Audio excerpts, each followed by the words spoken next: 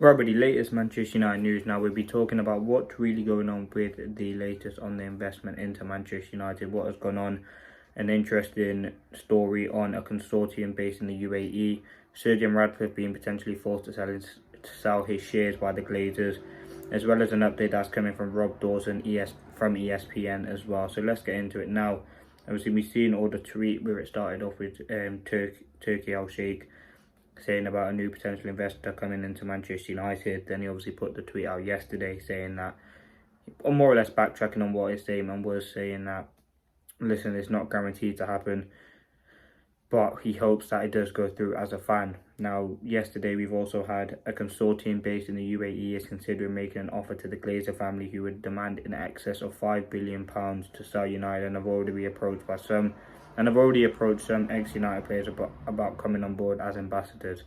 Sir Jim Ratcliffe deals to buy shares of Manchester United included a drag-along clause that took effect this August, which is 18 months after he kind of took over his equity in Manchester United, enabling the Glazers to open talks with potential investors without Ratcliffe's knowledge and force him to sell his shares.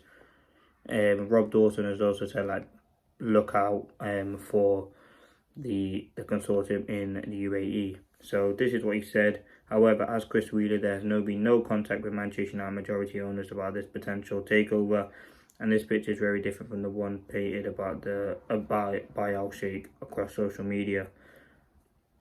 Stephen Brailston from the Manchester Evening News reaffirms this point, saying that Manchester United have been surprised at the claim of a fresh takeover bid being prepared. Simon Stone said this as well. Manchester United sources have rejected claim that the club is in advanced negotiation over a sale to an investor. And I don't think United are going to sell. The Glazers are in no position to sell. They don't really care. They're not involved in day-to-day negotiations with Manchester United. They take the money that they need to take. We're already in a lot of debt. And I think you look at what the Glazers have done to the club, we can go on for ages talking about how they damaged this club.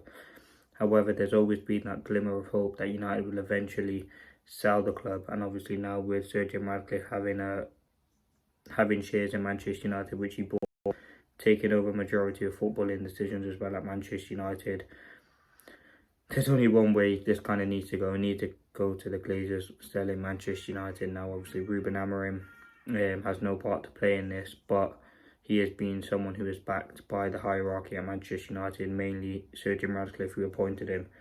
Now you look at some of the stories that have gone on in recent years. Remember, a few years ago now, with Sheikh Jassim talking about how he's going to make a £5 million bid.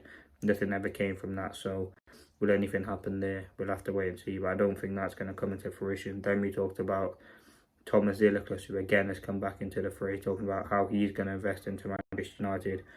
Ultimately, with this, could it be just as the international break, you throw some stories out there? We know United's going to get a lot of traction, a lot of clicks.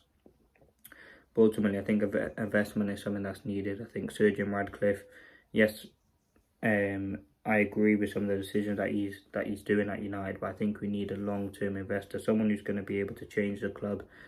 And we need full owners. Ultimately, the Glazers need to be gone.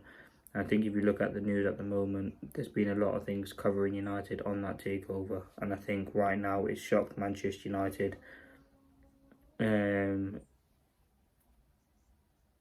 shocked Manchester United on their side from the UK and the British media that any talk about even a potential sale has shocked them. So I don't think anything will come of it. It certainly is interesting, but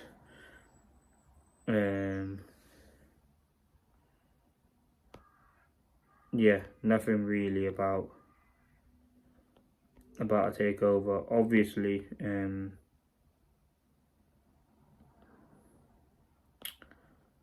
you'd want a full sale of Manchester United, but that's always going to be difficult. I think United are looking at a majority investor. Who that is, obviously Turkey Al Sheikh is someone who's very influential in Saudi, especially Saudi sport and investment. Obviously, we know Manchester United want to go to Saudi to play a game, which will help get some money for them.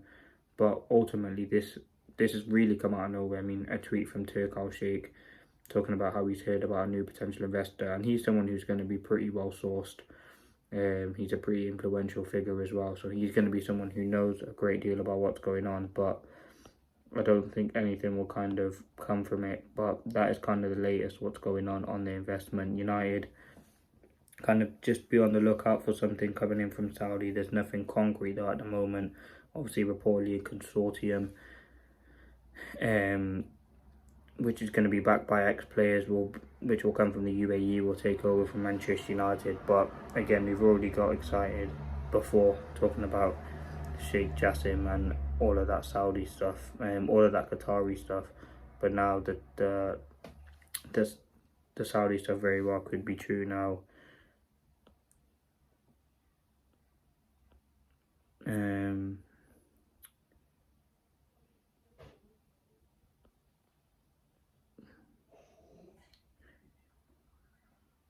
Yep, so this is what kind of the drag along means. So before August 2025, if the Glazers want to sell part of their stake, not the whole club, Ratcliffe has first refusal.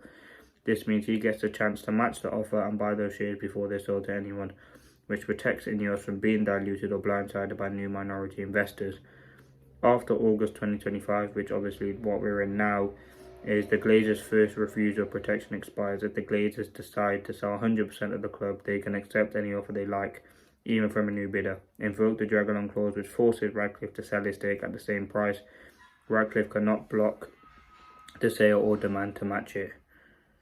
So before 2025, August 2025, Ratcliffe has leverage. He can grow his stake and block unwanted investors. After 2025, the Glazers retain full strategic control. Ratcliffe becomes vulnerable to being dragged out if a full sale is triggered.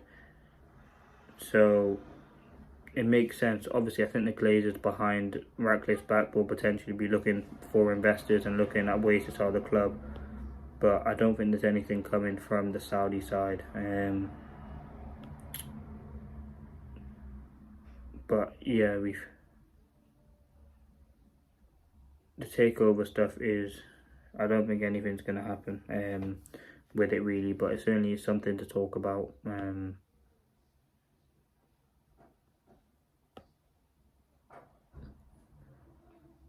remember Rio talking about it as well, saying that's going to happen. Obviously, we'd all love a takeover, whether that's Qatari, whether that's Saudi, just someone who would invest money into the club, that cares about the football club. But I don't think any offer is going to come in from any sort of Saudi or anything like that of significance anyway, but let's see.